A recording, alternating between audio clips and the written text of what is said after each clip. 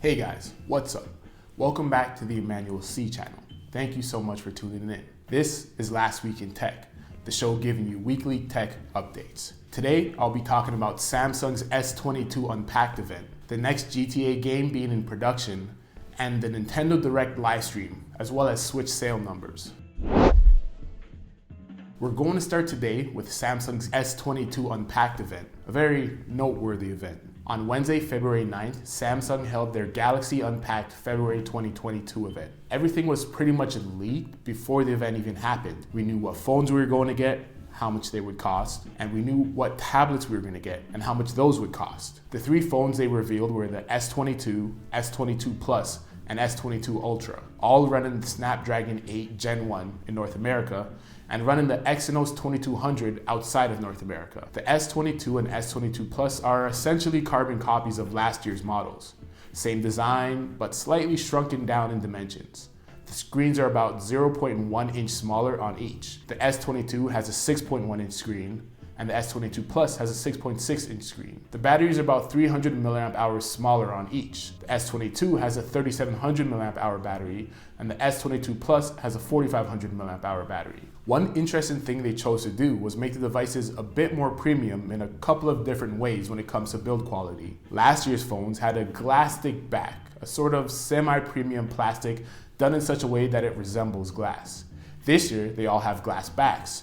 They also slightly improved the screens. Last year's phones could vary their refresh rate from 120 Hz to 60 Hz. This year, they can get as low as 10 Hz, which should theoretically save battery life. Their prices start at $799 for the S22 and $999 for the S22 Plus, which are the same prices as last year. Pre-orders started on the 9th and they will begin shipping on February 25th. When it comes to the S22 Ultra, it's essentially a Note, especially when you compare it to the S20 Note. It has the same boxy design, same screen that spills over the edge, same S Pen silo. Samsung is probably annoyed that everything leaked beforehand, because they really could have surprised people with the design of the Note, with the design of the Ultra. Think about it, the event is going on, both the S22 and S22 Plus look exactly the same as last year. Slightly smaller design, slightly more premium. You're thinking it's gonna be the same for the S22 Ultra, and then bam, whole new design, S Pen comes included, and it's stored inside the phone. Instead of you having to buy the S Pen separately and buy a special holder case for the pen. Overall, I like what Samsung did with their phones. When it comes to the S22 and S22 Plus, they went with a if it ain't broke, don't fix it approach. People like the design, so they stuck with them and made the phones a bit more premium while maintaining the same price. My only question is with them making the phones thinner and reducing the battery size. And the phones that have already come out with the Snapdragon 8 Gen 1, this chip has been shown to be a bit power hungry. So with a smaller battery and a hungrier chip, I'm interested to see once we get some full-on reviews and some real-world testing, how these batteries hold up. With the S22 Ultra, they chose to experiment a bit. It's really a Note wearing an Ultra name tag. They essentially gave people a Note more affordable than it's been in a while. Or, if you look at it from the S22 standpoint, they gave you a stylus for free and made it so you don't need a holder. Are you someone in the market for a new phone? Samsung's Galaxy S lineup of phones are generally their best of the year, outside of their foldables. With Snapdragon's new chip, do you think they're competitive enough with the iPhone?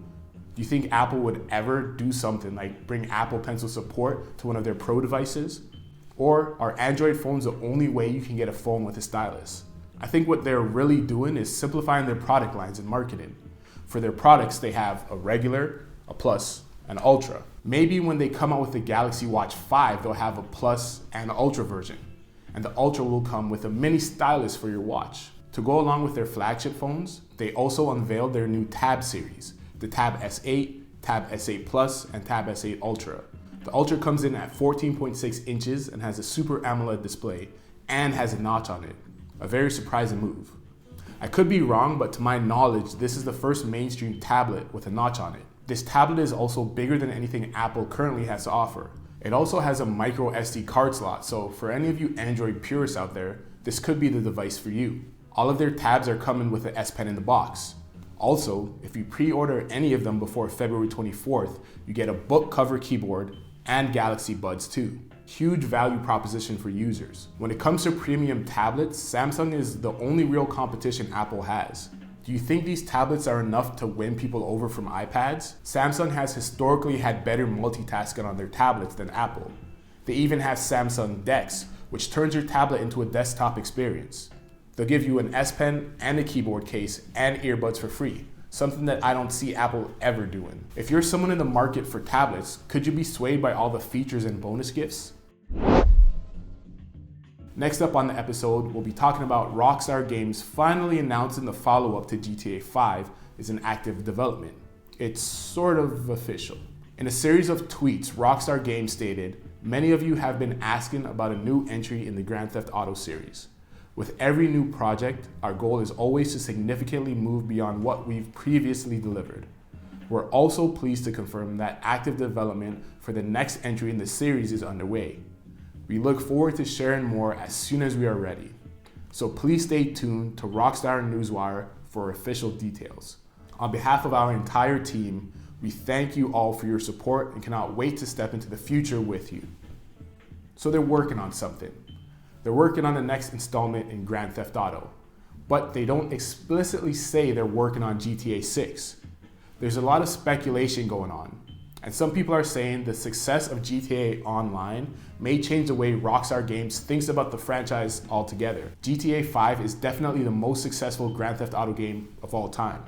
By 2020, the game made over $6 billion and makes approximately $2.5 million a day.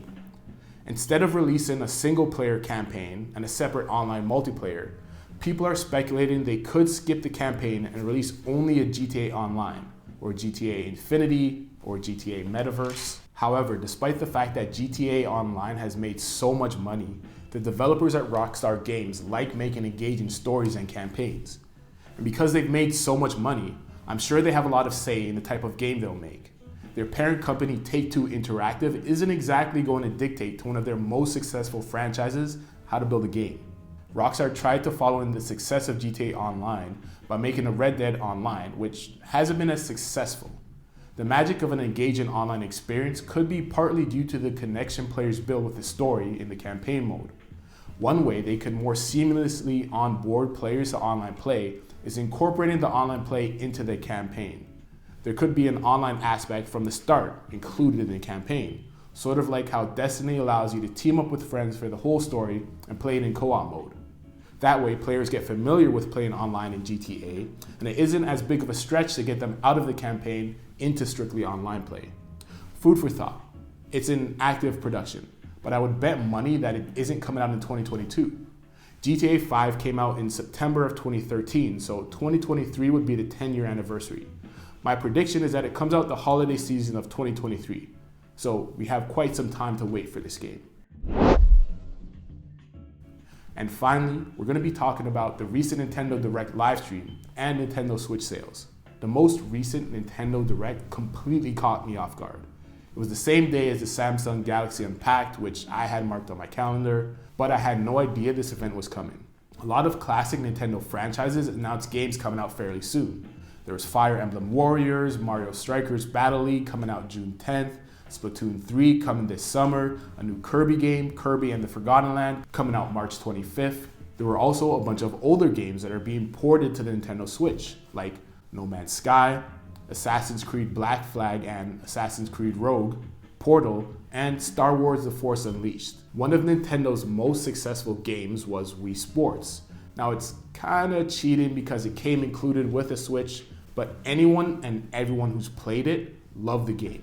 They announced an updated version, Nintendo Switch Sports, which is coming out on April 29th. But for anyone interested, there will be a free play test from February 18th to 20th.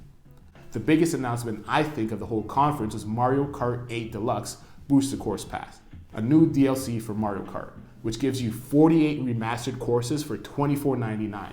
The 48 courses are going to come out in 6 waves, with 8 courses in each. The first wave is on March 18th, and waves will come out periodically until the end of 2023. A bonus, if you already have Nintendo Switch Online plus Expansion Pass, the DLC is included.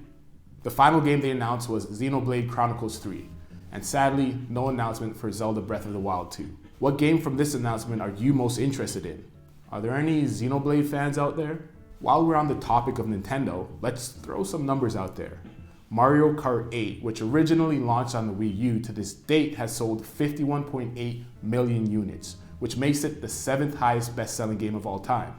Wii Sports, which is the 4th highest best-selling game of all time, sold 82.9 million. When it comes to the Switch, they've sold 103.54 million consoles, although this does include the original Switch, Switch Lite, and OLED models. However, they've reached this number faster than any other console to date. Switch is technically in the middle of its last cycle, so there's still plenty of room for these numbers to grow. To put it in perspective with some of Nintendo's history, the original Game Boy sold 118 million units. The Wii, another very successful console for Nintendo, sold 101.64 million. The Nintendo DS family of devices, which is the second best-selling game console of all time, sold 154 million units. The Switch has already passed the Wii. They're closing in on the original Game Boy. Do you think they'll be able to catch up to the Nintendo DS by the end of this console's life cycle? Do you think they'll be able to catch up to the PlayStation 2 and be the best-selling game console of all time?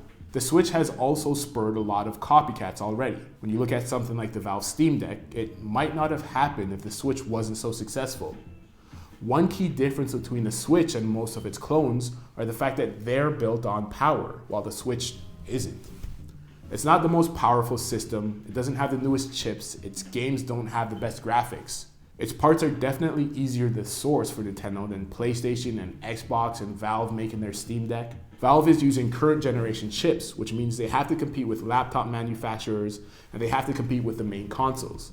They won't be able to manufacture as many units as Nintendo.